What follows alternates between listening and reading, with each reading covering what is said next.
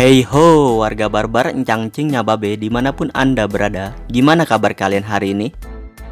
Kali ini Bang Mamat akan mendongengkan kalian semua satu buah film yang mengisahkan tentang petualangan lendir seorang kurir pengantar paket yang menjadi idola para tante-tante. Film ini berjudul Delicious Delivery yang rilis pada tahun 2015. Penasaran dengan alur ceritanya? Langsung aja kita masuk ke intro dulu.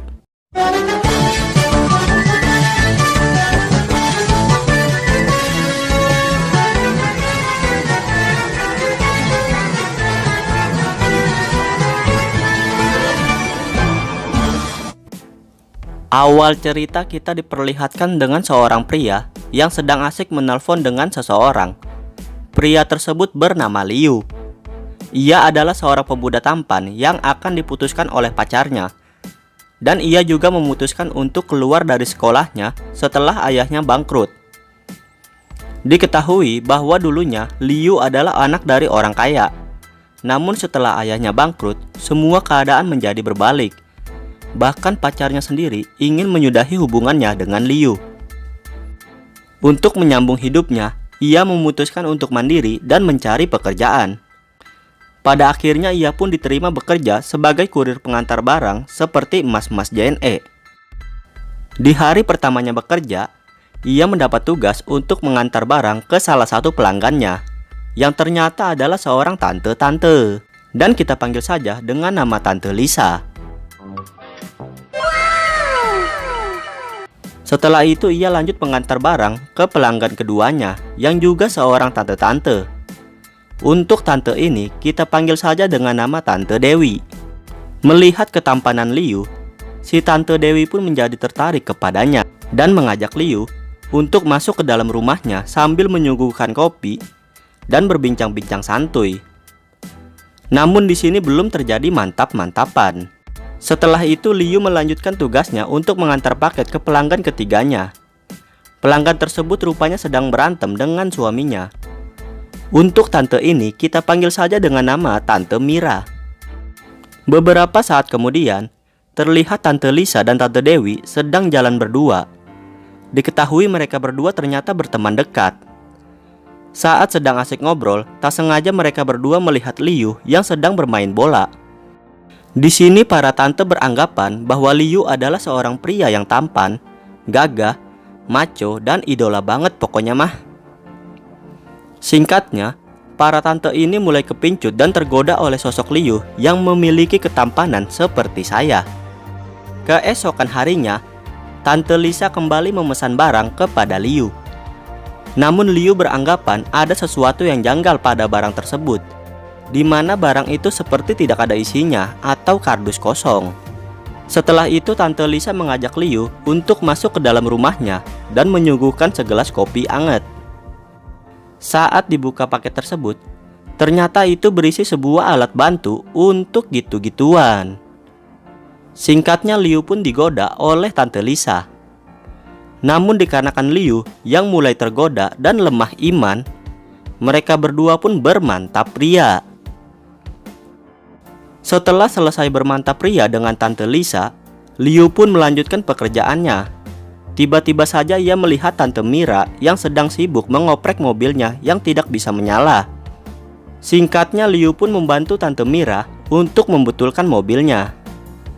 Pada akhirnya, mobil Tante Mira kembali menyala. Melihat kepandaian Liu dalam memperbaiki mobilnya, Tante Mira pun mulai tertarik kepada Liu. Setelah itu Liu kembali mengantar barang ke rumah Tante Dewi. Tiba-tiba Tante Dewi langsung keluar dan membawakan segelas kopi untuk Liu. Kemudian Tante Dewi mengatakan bahwa ia menyukai dan mengagumi sosok Liu. Mendengar hal tersebut, Liu pun kaget hingga kopinya tumpah mengenai bajunya. Lalu Tante Dewi menawarkan kepada Liu untuk ke kamar mandi dan membersihkan bajunya.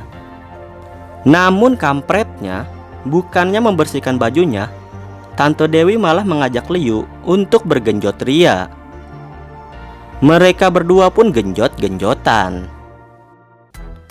Saat sedang asik bergenjot ria, tiba-tiba terdengar panggilan masuk dari HP-nya Tante Dewi. Ternyata panggilan itu dari suaminya yang sedang tugas di luar kota.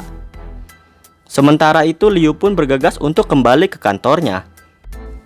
Beberapa hari kemudian, terlihat Tante Lisa, Tante Dewi, dan Tante Mira sedang kumpul dan ngopi bareng sambil membicarakan sosok Liu.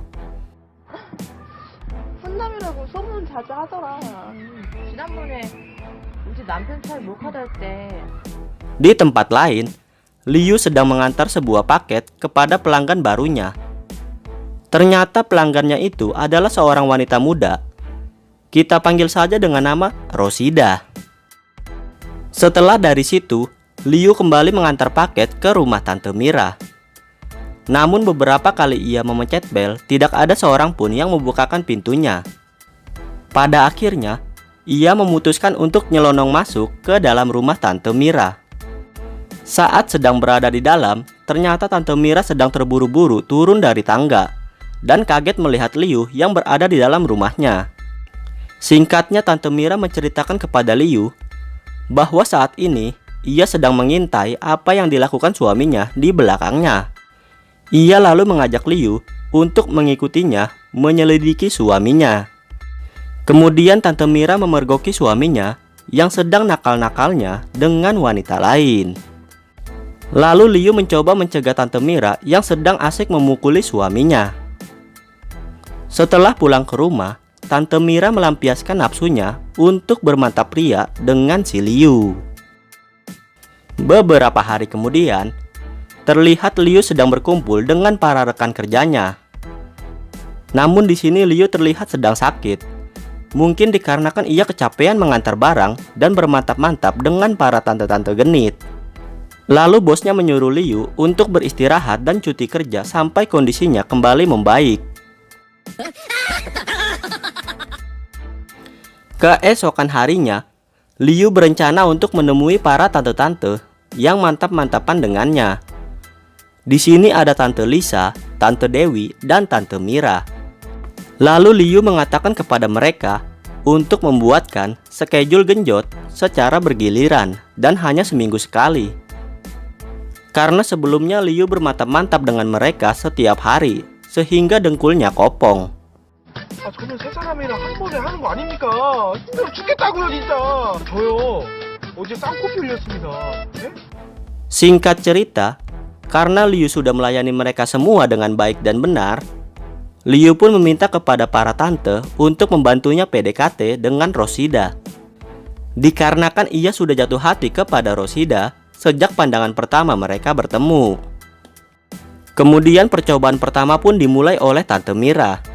Di sini Tante Mira mencoba untuk mengajak Rosida untuk ngobrol sambil berkeliling komplek.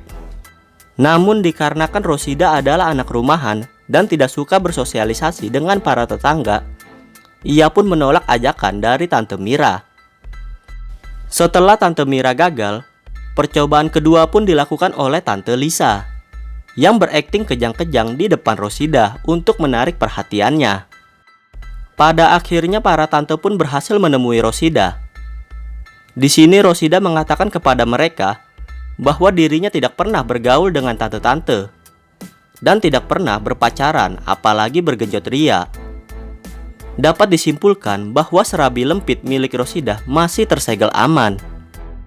Setelah kejadian itu, Liu pun berhasil dekat dengan Rosida.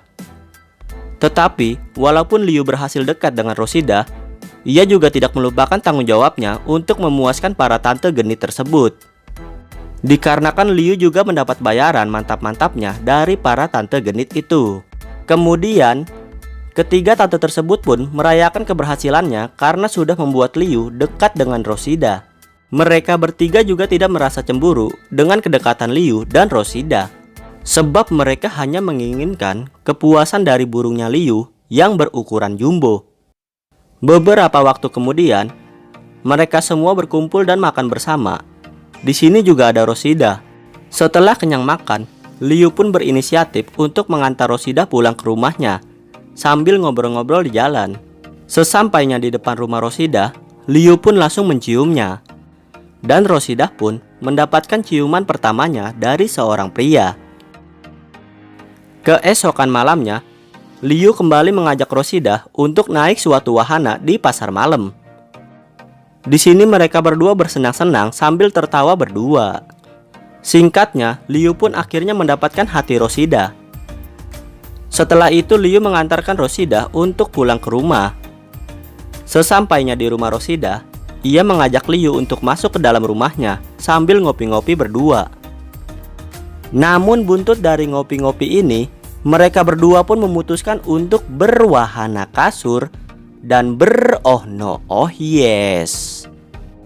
Akhirnya, Liu pun berhasil membobol segel serabi lempit milik Rosida.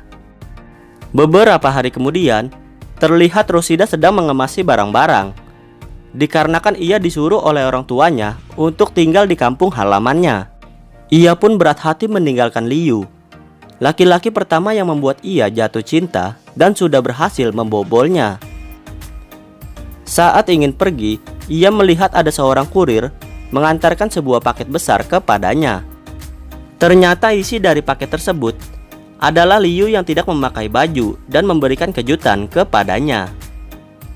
Lalu Liu mengatakan kepada Rosida bahwa ia akan selalu mengikuti kemanapun Rosida pergi. Lalu mereka berdua pun berpelukan dan film pun selesai. Ending yang mentantekan.